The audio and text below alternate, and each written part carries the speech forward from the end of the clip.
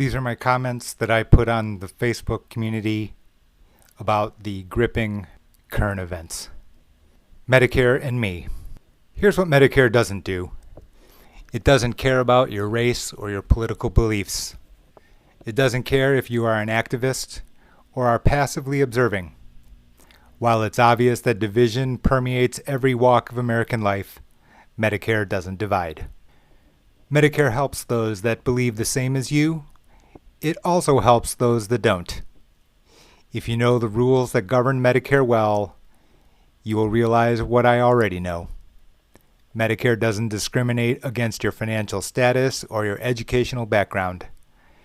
Even if every bias known to man has personally affected you, Medicare rules apply without prejudice or judgment of your prior, current, or future philosophy. In fact, Medicare unifies. How? When you do the best to protect yourself, you are protecting the next person. How's that? You don't leave an unpaid bill. You have money, resources, and confidence to buy and eat, which helps your neighbor, either directly or indirectly. Medicare unifies people whether they want that help or not, whether they deserve it or not, whether they are your friend or enemy. The sole bias is the properly informed versus the uninformed. There's a reason I haven't commented on the tragedies we have seen on every news outlet. Maximize Your Medicare has been doing its part to unify, whether you knew it or not, whether you thought about it or not. Have I faced discrimination myself? All you need to do is look at the responses to my videos and Facebook advertisements. It would be easy and convenient to simply cease providing the information that few understand, but I can't do that either. Has bias affected me in the past? Of course. There's an idea of a glass ceiling which prevents women from equal pay and career advancement, which is all true. The evidence is overwhelming. I faced a very similar one, subtle and insidious. I didn't reach the levels at companies. Some of that is my personal fault. It's nuanced. It always is.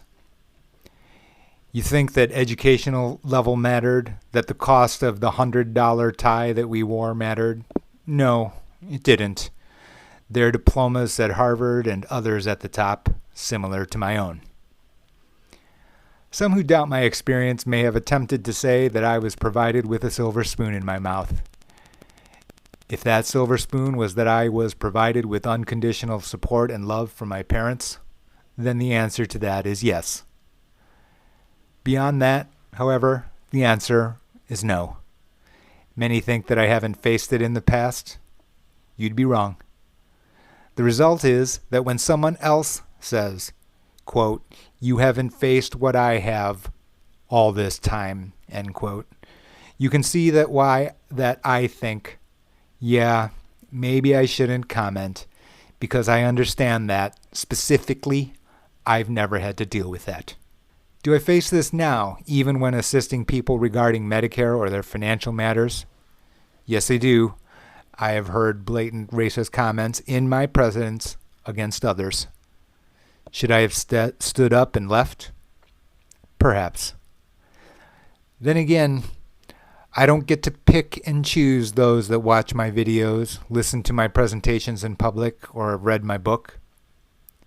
I don't get to blast the Facebook posts and social media rants of those that I oppose, because that person, their mother, their grandmother, all get their shot at Medicare on equal footing. I realize that all are granted the same rights and options as others, and even if it is helping them to further their beliefs that I do not share, that I oppose, there's the bigger picture. Maximize Your Medicare applies to all equally, and that if everyone is properly informed, the whole is better off. All that said, I'm just a guy, but that's my story, and I'm sticking with it.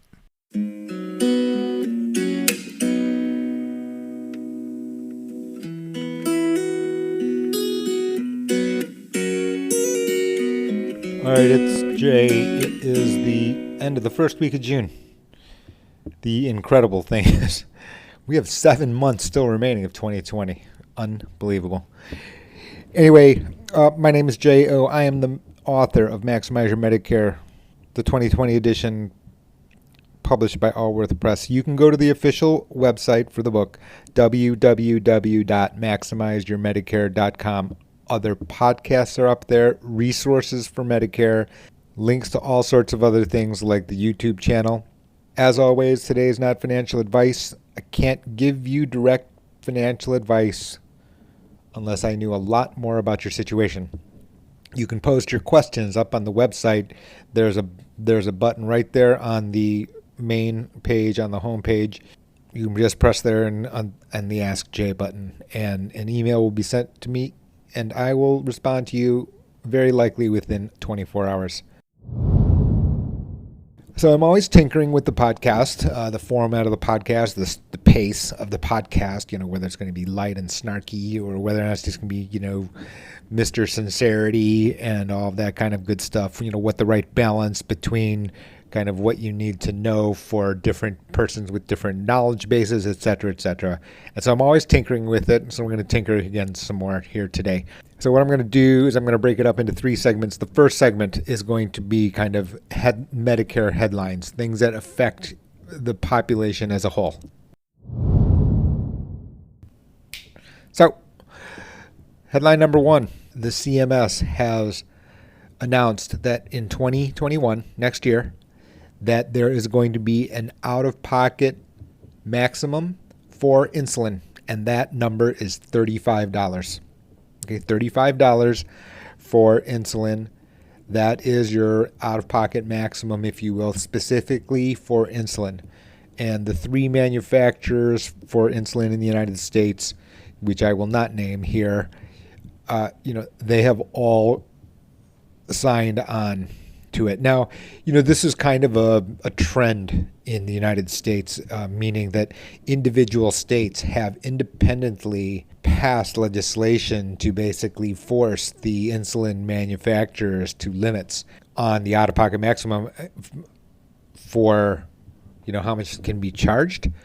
And, this can be imposed at the state level, and certain states have done that. Not a lot of them, but certainly this is becoming a trend. Certainly, this issue, you get bipartisan support, easy to get bipartisan support to lower prescription drug costs. It is, especially for insulin with diabetes being, a pandemic of its own, epidemic of its own. It, is one that you can get broad-based support without too much difficulty. The second one, and probably I should have led with this as the number 1 item, is the special election period. The COVID-19 Medicare special election period ends at the end of this month. It ends at the end of this month, June 30th. So listen to my other podcasts. All of those rights and options, they have been extended for a special and created as a special enrollment period. What are they? Quickly, you can change your Medicare Advantage plan if you are a Medicare Advantage plan member. Number 2, you can cancel your Medicare Advantage plan, return to Medicare Part A and Part B, and then you can buy a standalone prescription plan, which means number 3, that also means that you can enroll in Medigap because it has no calendar. So you get to do that during this period. It is very important to get your Medigap application accepted first, because unless you live in a special state or unless you have a special circumstance where you have guaranteed acceptance, okay, or there needs to be a path for you to be accepted. If you don't have one of these special exceptions, you would have to pass medical underwriting in order to be accepted by Medigap. Those are the rules. The carriers have them, okay? And they do have that right. Last but not least, this is that period where you can enroll in Medicare Part B. Let's just say, for example, for whatever reason, and we're not casting judgment on how you got here, but the point is that you had not enrolled in Part B in a sufficient time frame. You can do so. It will be effective on July 1st. And then, in addition to that, you will also have this period by which you can select a Medicare Advantage plan, which includes prescription drug plan. Pretty important to do this because when you sign up for a Medicare Advantage plan that includes prescription drug plans, it also turns off the Part D late enrollment penalty if you do not have Part D. So this is a subtle point I put in the book, which is, not only should you be doing this, but you should also at least then enroll in a Part D plan. And one way to get to that path is by enrolling in a Medicare Advantage plan, which includes prescription drug benefits. So that's the second topic, or the second headline for, Medicare update. Third is we are seeing, a fair amount of rebates to health insurance policyholders. That has included individual as well as group plans. Headlines have been coming out at a slow but very steady stream where there are rebates. And the reason for it is that the usage of health insurance is way down, way down. And you can read headlines. I'm not going to, rehash them all for you. But you can imagine, right, if non-essential medical procedures are now all turned off entirely, or non-critical ones, right? Then you can imagine for all the persons 50 years and older who were going in for the annual physical and then perhaps a preventive, scope, those are all on hold. So what you have is a bunch of medical procedures have not been conducted. So that has hurt many medical practices, because of the fact you're not going to your primary care physician, much less going to your dermatologist to, look at your eczema or something like that. So as a result, what has ended up happening is the number of claims that has been filed is also way down. So what you end up having is that due to the way that individual health insurance works, you have something called MLR, which is the medical loss ratio. Well, at this point, when you have the nation basically shut down for 2 to 3 months in a row, when no one's going to the hospital for non-emergencies, or if you are not going to your doctor for a particular reason and this has been delayed, claims are way down. Medical practices hurt. This is kind of known. Well, that also means that the health insurance carriers, by not having these claims, are just collecting premium.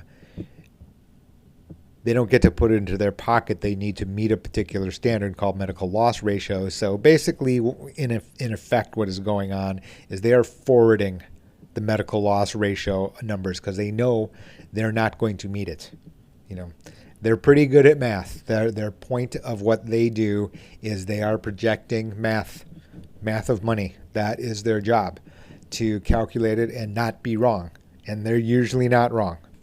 I mean, there can be instances where they're wrong, but in the law of large numbers, they're not wrong. Anyway, what that has meant for people is that you have a large number of carriers, not mandated, but voluntarily announcing that rebates coming to health insurance policyholders. Now that big windup leads me to this is today in Michigan, for example, the largest health insurance company, Blue Cross Blue Shield of Michigan, announced actually that they're going to also partially rebate the Medicare Advantage premium for those persons who don't pay zero. Now, the reality is, I'm going to swerve here and editorialize for just a second. Let's not go overboard with handing them a medal, right? Because the highest premium plan for Medicare Advantage by carriers around the country is $200. So if you're getting a rebate on $200 and call it 15%, it's $30. And don't get me wrong, you should appreciate getting a free $30 back. Nevertheless, this is not a groundbreaking amount. They're not announcing that they're going to be rebating some of the money they received from the CMS. That is not what the announcement is. It is simply that out of your premium that you're having deducted from your Medicare Advantage plan, if it's more than zero, that particular carrier is going to partially rebate some of your premium. The fourth one here is that taxes. Taxes.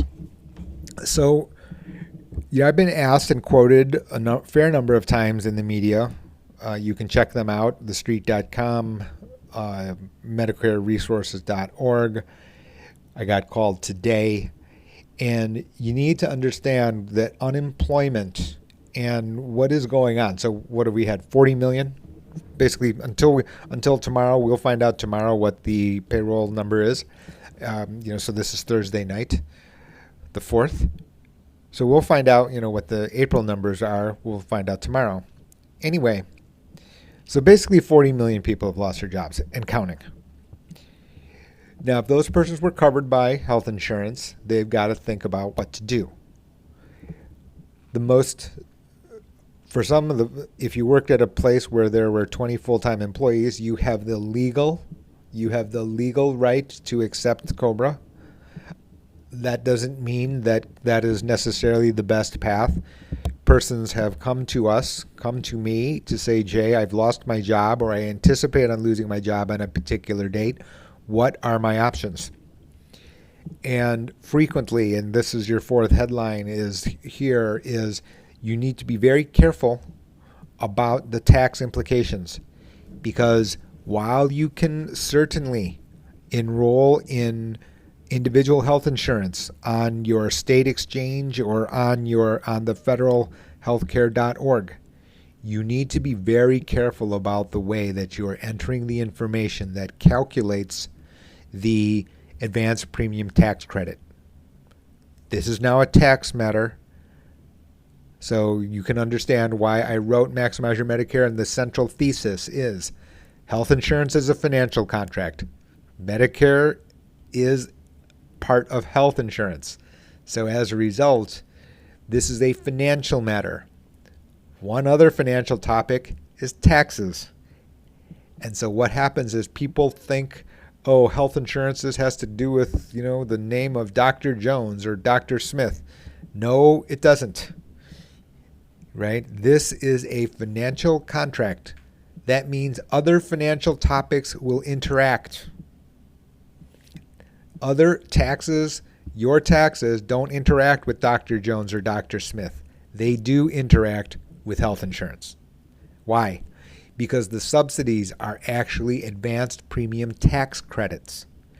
IRMA is determined, Medicare IRMA, right, which is the income-related Medicare adjustment amount.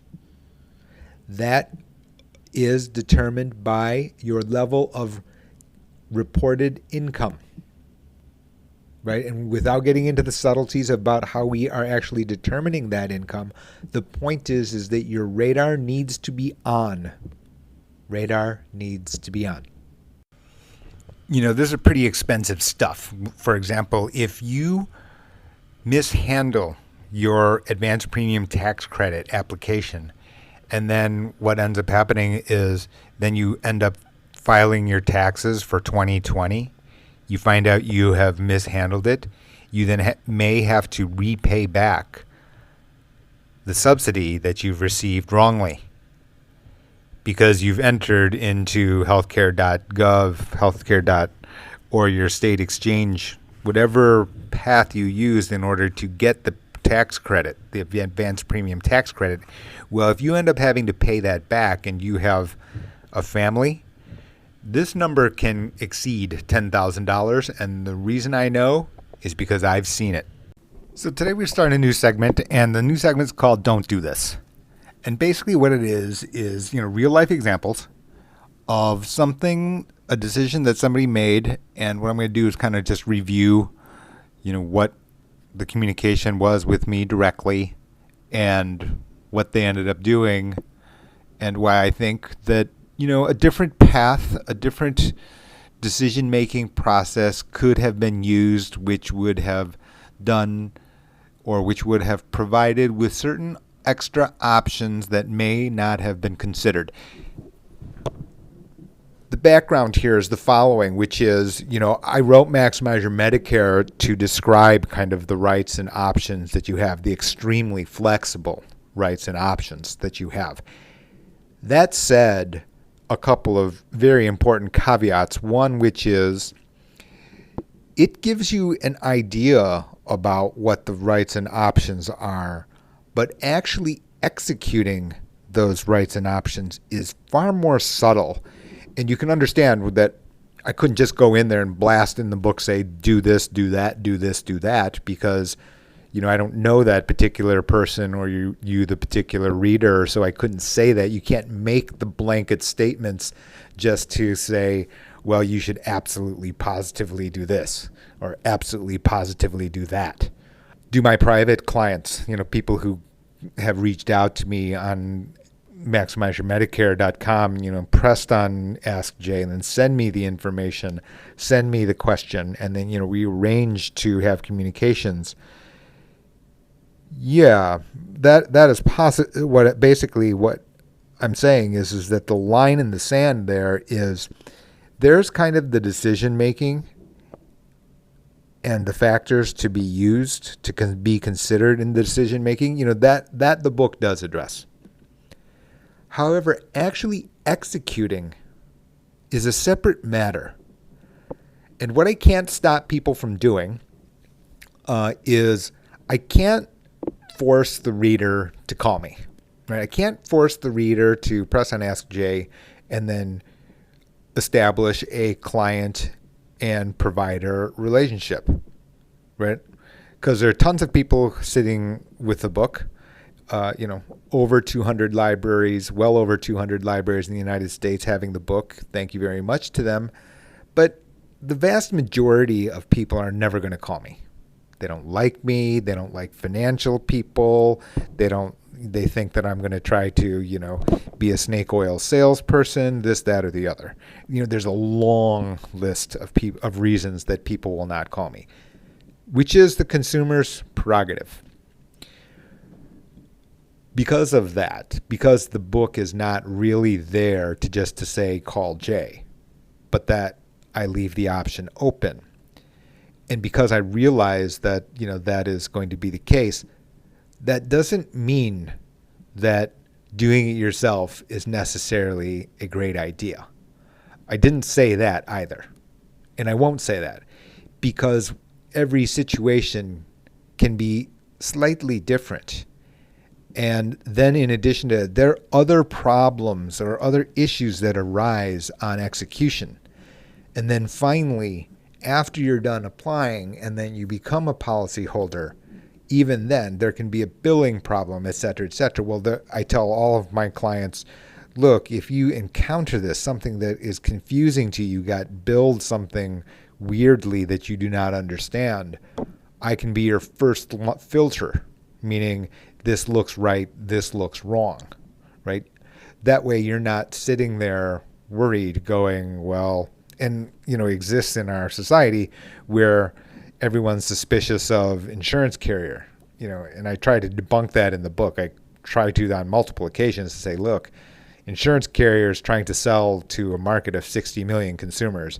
The idea they're trying to pick you off singularly in the entire country, which would create huge problems because all of these companies get approval from the federal government. So if they're systematically saying we're going to cover X and then not cover X, that is the no-fly zone for the insurance carriers. Anyway, my point is still there are human errors. There's bureaucracy, there are human errors in coding, there are human errors at the counter, other things that come up that do take some work or some understanding. And if you're a newcomer, if you're not experienced in speaking Phoenician, where Phoenician is the official language, and doesn't matter. You could have a PhD in Mandarin.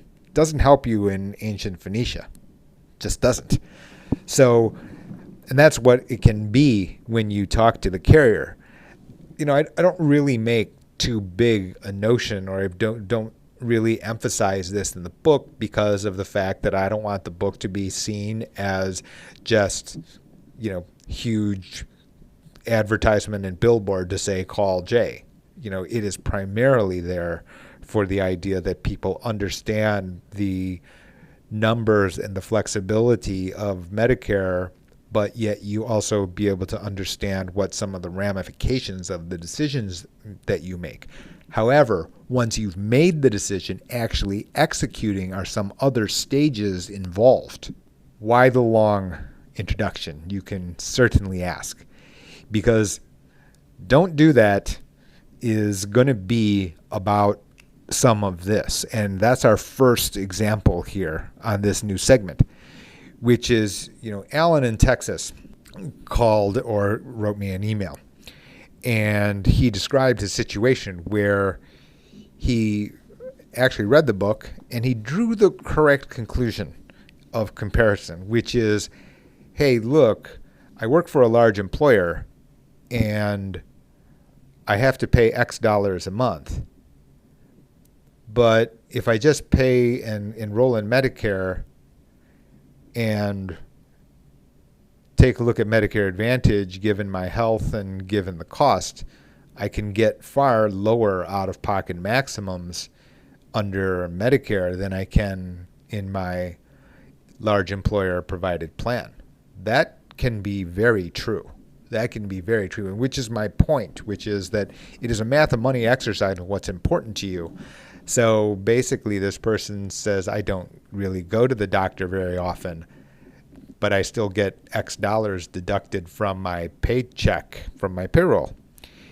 Well, if I just redeploy that, slightly differently, in his particular example, he compared what the X dollars was compared to enrolling in Medicare and dropping the large employer plan, in which case, he found that, his out-of-pocket expenses could potentially be much lower. And if he reached a catastrophic situation, his maximum out-of-pocket expense would be notably lower, thousands of dollars lower than under his large employer plan. That he read correctly. He read correctly in Maximize Your Medicare. It is the point. It is the correct point. But then on execution was a different matter. Because then later, I said, yes, you can do this, and here are some things to consider. And, if you want to just deploy me as broker, I waive the fee, the one-time fee that I need to impose and agree upon in advance. But if you have no extenuating circumstances and I'm just going to be the broker, then I'm going to charge you $0. And he said, okay, fine. And then, a few days pass by and he reports back to me, well, I just signed up for this particular plan. And what ended up happening is he didn't vet the networks completely, and he has a particular specialist, and a particular specialist where it sat outside of the network. This kind of defeats the purpose, right? In other words, yes, after doing all the heavy lifting of understanding Maximize Your Medicare and the chapter that deals with large employer plans and how to actually think through the math of money and think through the fact that Medicare Advantage or Medicare plans, whether that be Medicare Advantage or Medigap, do have superior out-of-pocket maximums compared to pretty much most, the overwhelming majority of other health insurance, whether that be in the individual market and by far the more than the overwhelming majority of large employer plans even. He went through all the heavy lifting, but then on the execution, just to click away and just do it in the most expeditious, fastest form without thinking through and flipping over the rocks on actually then choosing the Medicare Advantage plan. And then, part of this, the second part of the error here is, and it's kind of really just part of extension of the first error, is the fact that, hey, maybe I'm just going to call the carrier and see if I can unwind and go back and choose a different Medicare Advantage plan. Now, the reality is the federal government doesn't allow this. The CMS, when you are first enrolling in Medicare and choosing a Medicare Advantage plan, right, you don't have the ability to simply switch amongst Medicare Advantage plans. That is not one of the stated flexibilities. That flexibility only exists during the annual election period. When it's your first time enrolling in a Part D plan or in a Medicare Advantage plan, when you're first becoming eligible for Medicare, you don't get to switch around. Now, can it be that a particular state has overriding abilities, meaning that that's the federal standard, but ultimately it has to, these Medicare Advantage plans and Part D plans and Medigap plans, they have to ultimately be governed by the individual state. So if your state has an overriding rule that allows you to rescind and then to change course, then it's possible. However, the federal standard doesn't explicitly protect you for that. So you can see what has happened here is Alan, went through the hard work, figured out the fact that, hey, there can be this situation where I should maybe even cancel my large employer plan. And that's not going to be true for every person at every large employer plan, no. But in his particular situation, that was the conclusion, and I probably would have agreed, given his point and his overriding concern of the, out-of-pocket maximum. However, he then put down the book and then decided to do it himself. And here is what I'm saying about, the introduction to this segment, right? Which is that, yes, you can go through the heavy analysis and think to yourself, okay, does this help me? Does this hurt me? Does this help me? Does this hurt me? Can you get that logic from Maximize Your Medicare? The answer actually is yes. However, it doesn't mean that the individual person, and even if you are, clever enough and resourceful enough and determined enough to get to the right answer, actually executing, crossing the finish line is an entirely different matter, a separate one. It's not the emphasis of the book. It's not the emphasis of the book because, like I said, some of you, yeah, of course, in the perfect world, every single person that followed the logic of Maximize Your Medicare calls Jay and says, can you, point me in the right direction? Can you assist me to get me across the finish line? Yes, that of course, I could do that. I know the practical reality is that the vast majority are not going to do so. This person did the first two steps, but then decided to try to cross the finish line himself. Now, unwinding the situation and all of the entanglements and the extra work and heartache that it's going to take in order to do so could have been all prevented. All right, that's it for today. Be sure to subscribe to this podcast, Apple Podcasts, Google Podcasts, Stitcher, Spotify, pretty much anywhere you enjoy your podcast, you can subscribe to this. And by the way, if you listen to the Maximize Your Medicare podcast on Apple Podcasts, please leave a 5-star rating. It helps other people discover the Maximize Your Medicare podcast. Thanks for listening. Speak with you next time.